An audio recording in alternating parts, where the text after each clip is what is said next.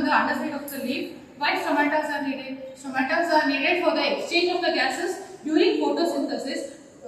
Plant takes in carbon dioxide and gives out oxygen, and during respiration plants takes in oxygen and gives out carbon dioxide. These things happen, the exchange of gases happens through the stomata, and stomatas are the bean-like structures. When they absorb water, they swell and they extend outwards, and they make a pore inside, that is called as stomata, where the exchange of gases takes place. Shall we observe the stomata in the microscope now?